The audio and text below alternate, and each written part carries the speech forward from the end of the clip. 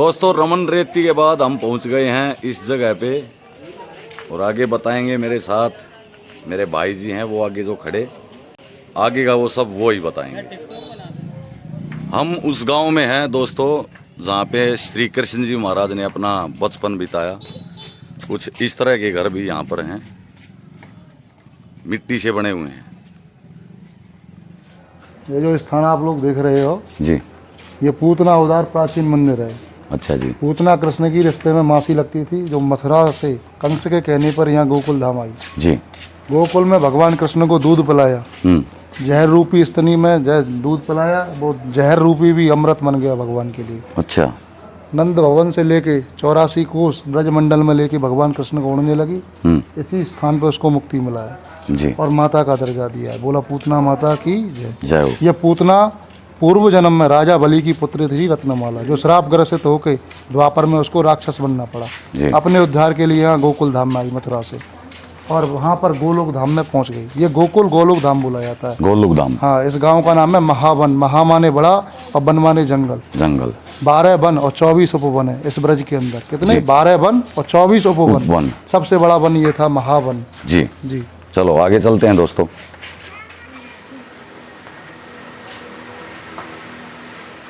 अब हम जा रहे हैं मंदिर की तरफ, ऊपर की तरफ आपको दिखाते हैं।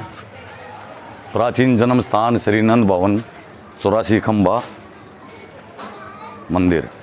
ऊपर लिखा हुआ प्राचीन जन्म स्थान। प्राचीन माने पुराना। जन्म स्थान किसका? कृष्ण जी का नहीं, बलराम जी का। बलराम जी। हाँ जी, बलराम जी का यहाँ जन्म हुआ माता रोहिणी के तरफ से। जी। कृष्ण भगवान का जन्म मथुरा में हुआ था। वासुदेव जी इस रास्ते से लाए थे।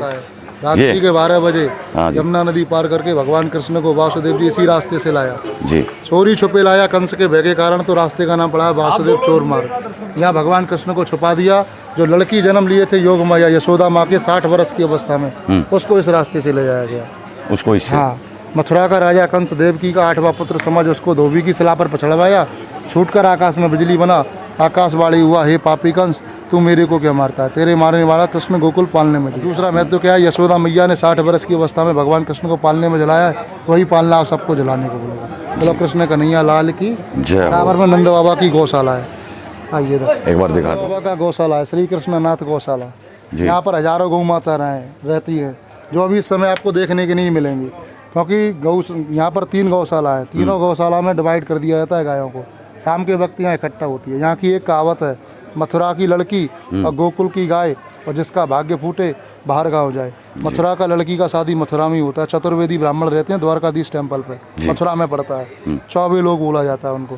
वो अपनी बेटी का शादी मथुरा में करेंगे। यहाँ का लड़की सुबह होते ही अपना मायके आती है और शाम को ससुराल वापस हो जाती है, एवरी डे, यानी प्रत्येक दिन का। अच्छा। और गोकुल में गाय को बेचा नहीं जाता है। जिस पर खिलाने पिलाने के होता है वो गौशाला में दे देता है। यहाँ पर वो गाय निवास करता है जो दूध नहीं देता है, वृद्धावस्था में रहता है। इनका लालन पालन सब ये मंदिर ट्रस्ट से चलता है। यहाँ भगवान को भोग लगता है माखन मिश्री का। भगवान तो नहीं खाते हैं, पहले भाग से इनके चारे की व्यवस्था ये सब मंदिर ट्रस्ट कराता है। बोलो गौ माता की जय हो। ये गोकुल गोलोक धाम बोला जाता है। पहले इस गांव का नाम था महावन। महा माने बड़ा और वन माने जंगल। जब 9 लाख गाय आ रही तो इस आधार पर इस गांव का नाम रखा गया गोकुल, यानी गायों का कुल। गोकुल शुद्ध नाम नहीं है, गौकुल यानी गायों का कुल। गायों की जो उत्पत्ति हुई है उसी गांव से हुई है। चलो गौ माता की जय हो। सामने टंकी लगा हुआ है, सब लोग हाथ धो सकते हैं। माता की जय हो। ये स्वरूप था मथुरा से लाने वाला। सूप में रख कर लेके भगवान कृष्ण को वासुदेव जी चले। हाथों में बेड़ियाँ बंधी हुई हैं। ये शेषनाग का अवतार है। शेषनाग लक्ष्मण जी बने हैं त्रेता में, और द्वापर में बलराम जी बनना पड़ा है। ये यमुना महारानी है, 60,000 वर्ष तपस्या किया है गोकुल में भगवान का चरण स्पर्श करने के लिए। यमुना जी कौन थी? सूर्य नारायण का पुत्री और धर्मराज का बहन। गोकुल में 60,000 वर्ष तपस्या करना पड़े, किसके लिए? तो कब मथुरा से भगवान जन्म लेके आएंगे, मैं उनका चरण छू के पटरानी बनूंगी। चरण छूत्री यमुना महारानी और गुटवन गुटवन हो गया पानी। तो यहाँ चरण छूते ही आगे जाने का रास्ता मिला है। सामने जो आप वृक्ष को देखते हो, इस वृक्ष का नाम है पारस पीपल कल्प वृक्ष। अच्छा जी। इस वृक्ष पर 5 तरह का फूल और 1 तरह का फल देखने को मिलता है। पहली बात तो पीपल पे फूल नहीं आता है, आता है? नहीं। इस पर 5 तरह का फूल देखने को मिलता है। किस समय पे? नवंबर के महीने में। अच्छा जी। और 1 तरह का फल आता है लाल कलर का। भगवान रमण रेती गाय चराने जाया करते थे। हाँ जी। वहाँ पर जब आते थे अपने घर में, इसी वृक्ष के नीचे दोनों भाई कृष्ण और बलराम विश्राम किया करते थे। यहाँ से कंस का वध कर दिया, यहाँ का राज अधिकार बलराम जी को बना दिया, यानी यहाँ का राजा किसको बना दिया? बलराम जी को। यहाँ के राजा बोले जाते हैं बलदाऊ जी महाराज। बलदाऊ जी। तब यहाँ से जाने लगे द्वारका तो ये वृक्ष रोने लगा, प्रभु मेरे को साथ में लेके चलो, कलयुग समय आएगा मेरे को प्राणी काटेगा, कोई तोड़ के फेंकेगा। तो भगवान इसको आशीर्वाद दे दिए, आप कलयुग समय में भी फलोगे और फूलोगे। तो इस पर फल और फूल नवंबर के महीने में आता है, बाकी 11 महीने वृक्ष ये ऐसा ही रहता है जी। वृक्ष का जो जड़ है वो 5,500 वर्ष पुराना है। इस वृक्ष का नाम पारस पीपल कल्प वृक्ष है जी। सामने जो आप देख रहे हो ये नंदेश्वर महादेव है जी। जैसे आप लोग दर्शनों के लिए आए, उसी प्रकार यहाँ 33 कोटि देवी देवता भगवान कृष्ण का बाल स्वरूप दर्शन के लिए आए। यशोदा मैया ने सबको दर्शन कराया बारी बारी से, पर शंकर जी को दर्शन नहीं कराया था। अच्छा। तो यहाँ इसी जगह नंद भवन में शंकर भगवान को 3 दिन 3 रात्रि तक बैठना पड़ा, तब जाके यशोदा मैया ने दर्शन कराया। तो यहाँ हम लोग 3 दिन 3 रात्रि नहीं बैठेंगे। शंकर तब भूमि पर 10-5 मिनट बैठने से कलयुग समय में शंकर जैसी तपस्या का द्वापर में जो किया था वो फल प्राप्त हुआ। बोलो शंकर भगवान की जय। फूल जो है गुलाब का धोने में शंकर जी को छोड़ दिया, माला नहीं चढ़ाना, माला नहीं चढ़ाना, माला।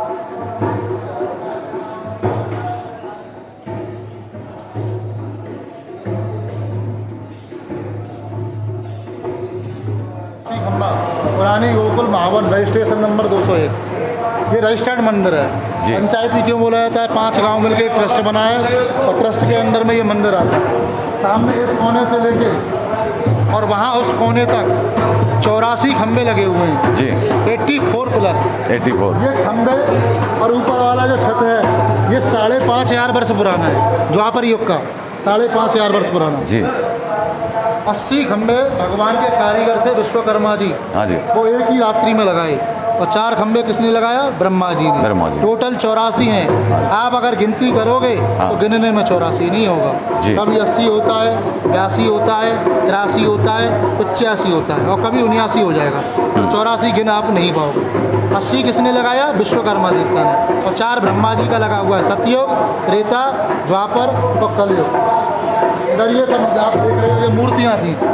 औरंगजेब आया, भारतवर्ष में मुस्लिम साम्राज्य आया है, तो 350 वर्ष पहले इन मूर्तियों को तोड़ा गया है। औरंगजेब आया लूटपाट के उद्देश्य से, तो यहाँ मूर्तियाँ खंडित करके चला गया, बराबर में पीछे मस्जिद बनाया। चले पहले वहाँ ले लो जी। जी बिल्कुल।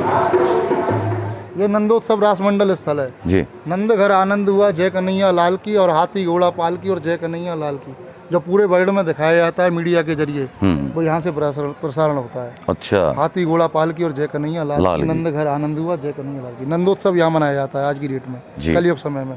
नंदोत्सव जब द्वापर में बना था वो नंद भवन के अंदर बना था। अच्छा। जो नंदोत्सव नंद बाबा ने बनाया था, भूतो ना भविष्यति, यानी भूतकाल और ना भविष्य काल में, ना ऐसा बना है और ना बनेगा, वो समय पर वहाँ बना था।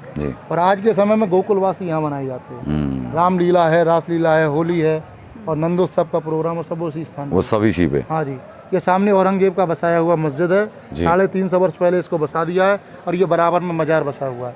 84 खम्भों से मूर्तियाँ खंडित किया और यह मजार का निर्माण करा के गया है। अच्छा, मजार ये वाले, ये मजार है सामने जी, ये जो इसके अंदर है, ये अंदर सामने जो। अच्छा, ये मजार है, तो आप अंदर जाके शूट करके चले जाओ। हाँ, एक बार अंदर में अंदर जाके चले जाओ। वो सामने मस्जिद तो औरंगजेब ने बसाया 350 वर्ष पहले इसको। अच्छा, 350 वर्ष पुरानी मजार है, पुरानी मजार है, औरंगजेब ने। हाँ जी, हाँ जी। और ये मस्जिद भी उतनी पुरानी 350 वर्ष पहले जी।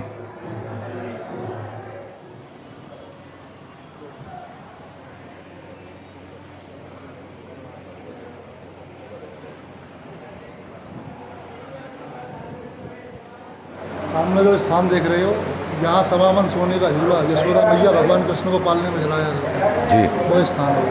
और 4 घी के दीपक यहाँ जलते थे, 1, 2, 3 और 4।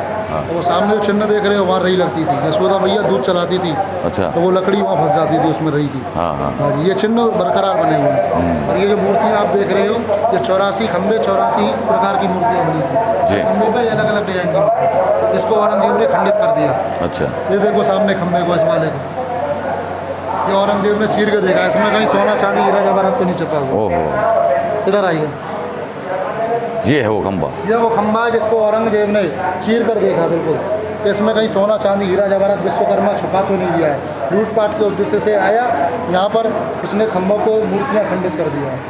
आइए, सामने 4 खंभे ब्रह्मा जी के, जिनमें चिन्हों के दर्शन है। कलश का है, रस्सी का है, सूर्य का दर्शन है, सुदर्शन चक्र का दर्शन है, वो हमारे आपको यहाँ है। ये गिनती में नहीं आते, ये तो मैं आपको बता ही दिया मैंने। जी जी, गिनती में नहीं आते। गिनती में नहीं आते हैं, कितना भी गिनती करो। ये 4 खंबे ब्रह्मा जी ने लगाए, सतयुग, त्रेता, द्वापर, कलयुग। कहने को ये 84 खंबे हैं। ये लगाए किस उद्देश्य से गए हैं? यहाँ जो लोग ब्रज में कलयुग समय में 84 कोस पैदल यात्रा नहीं कर पाता है, यहाँ नंद भवन में आता है, भगवान कृष्ण को पालना झुलाता है, 84 खम्भों का परिक्रमा करके जाता है, तो उसको 84 लाख योनियों के बंधन से मुक्ति मिलता है। कहते हैं लख 84 योनि भोगकर मानुष देही पाई, और अब चेत है तो चेत प्राणी नहीं, फिर 84 है। हमारा और आपका जो जन्म हुआ है मनुष्य का, ये बड़ी कठिनाइयों से मिला है। 84 लाख योनियाँ भोगी हैं हमने आपने, फिर से इन योनियों में ना भटकना पड़े 84 लाख योनियों के चक्कर में। इसकी मुक्ति के लिए यहाँ गोकुल धाम आया जाता है। करने वाले ब्रज में 84 कोस पैदल यात्रा करते हैं, पर हर कोई नहीं कर सकता है, क्योंकि 252 किलोमीटर की यात्रा होती है। हम लोग आप लोग करेंगे 40 दिन का समय सही है, और जो लोग 40 दिन का समय नहीं हो पाता, दूसरा क्या कारण है? पैसा और शारीरिक कष्ट। इन 2 कारणों से जो लोग परिक्रमा नहीं कर पाते हैं, इन खम्भों का परिक्रमा करते हैं, उनको ब्रज 84 कोस पैदल यात्रा करने का फल बड़े भाई कृष्ण के बलराम जी देते हैं। बोलो बलदाव जी महाराज की जय। ये देखो सतयुग में विष्णु जी के कलश का दर्शन कराया गया, समुद्र मंथन हुआ, अमृत का कलश निकला, ये कलश का दर्शन है। दूसरा ये रस्सी का दर्शन है। सेकंड वो त्रेता युग का है। त्रेता में आप देखोगे सूर्य का दर्शन है। राम भगवान सूर्यवंशी थे, ये सूर्य का दर्शन इसमें कराया गया। इसको बोलो ओम, ओम बोलो टच करके ओम। ओम। इसको सीताराम, सीताराम। ये इसमें सुदर्शन चक्र का दर्शन है। ये चिन्हों के दर्शन विश्वकर्मा जी ने कराया। इसे बोलो राधे श्याम। राधे श्याम। चौथा स्तंभ कलयुग है। कलयुग। इसमें कोई चिन्ह नहीं, कोई आकृति नहीं जी। इन 4 खम्भों का 3 परिक्रमा करो इधर से आगे जी। 4 खम्भों की 3 परिक्रमा कर लो, माता पिता गुरु के नाम से। ये इस तरफ से ऐसे? इस तरफ से चारों का एक साथ है। अच्छा ठीक है।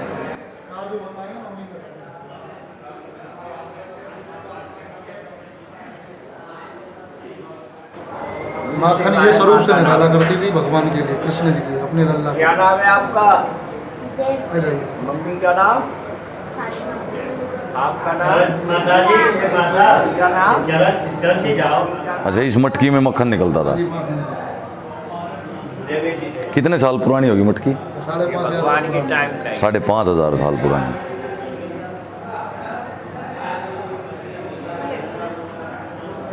और ये आप ऊपर देख के आई नंद भवन का दर्शन। नंद भवन का जो लोग दर्शन करते हैं, यहाँ एक जगह साक्षी देना होता है। साक्षी मीन्स होता है गवाही। माता पिता बिना बच्चे का जन्म नहीं, गुरु के बिना ज्ञान नहीं, और साक्षी बिना तीरथ अधूरा होता है। जो लोग मथुरा, वृंदावन, गोवर्धन, नंदगांव, बरसाना दर्शन करने के लिए आते हैं, 84 को साक्षी के लिए एक जगह साक्षी देने से यात्रा पूर्ण हो जाता है। अभी ये फिलहाल मंदिर बंद है, यहाँ झंडा चढ़ता है। झंडा चढ़ा के हो जा निहाल ठाकुर श्री साक्षी गोपाल। साक्षी मीन्स होता है गवाही का। साक्षी गोपाल का 2 मंदिर है। सबसे पहला मंदिर यहाँ गोकुल धाम में, और दूसरा उड़ीसा प्रांत में जगन्नाथपुरी में। जगन्नाथ। ये 2 यहीं से गए हैं वो जगन्नाथपुरी में जी। तो यहाँ यात्रा का पूर्ण होता है। ये लास्ट पड़ाव था यहाँ पर। बोलिए श्री कृष्ण भगवान की जय हो। तो साथियों, वीडियो को लाइक करना, कमेंट करना और चैनल को सब्सक्राइब जरूर करना। नमस्कार सभी को।